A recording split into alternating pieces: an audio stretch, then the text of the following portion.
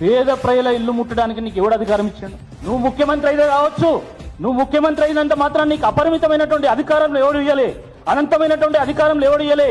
ఈ దేశంలో ముఖ్యమంత్రి కాదు, ప్రధానమంత్రి కూడా పరిమితులకు లోబడే పని చేయాలి, చట్టానికి ఆధారంగానే పని చేయాలి తప్ప తన ఇష్ట అనుసారంగా పనిచేయడానికి హక్కు లేదు. నువ్వేం చట్టానికి అతిథుడు ఏం కాదు. నిన్ను కూడా ఈడుస్తాం ప్రజా కోర్టులకు, గుర్తుపెట్టుకో. న్యాయపరంగా కొట్లాడుతాం, నిన్ను ప్రజా కోర్టులకు ఈడుస్తాం. ఏ ప్రజలైతే నిన్ను ముఖ్యమంత్రి చేసిలో ఆ ప్రజల నీ మీద తిరగబడేలాగా కొట్లాడతామని చెప్పి ఈ సందర్భంగా హెచ్చరిస్తా ఉన్నాం.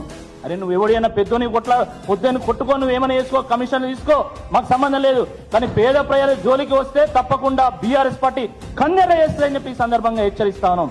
బీఆర్ఎస్ పార్టీ అంటే తెలంగాణ ఆత్మ, తెలంగాణ గుండె చప్పుడు. తెలంగాణ ప్రజలకు ఎక్కడైనా ప్రమాదం ఉంటే బీఆర్ఎస్ పార్టీ గొంతెత్తి గలమెత్తి లక్షలాది గొంతులై ఏకం చేసి పోరాటం చేస్తుందని చెప్పి ఈ సందర్భంగా హెచ్చరిస్తా ఉన్నాం.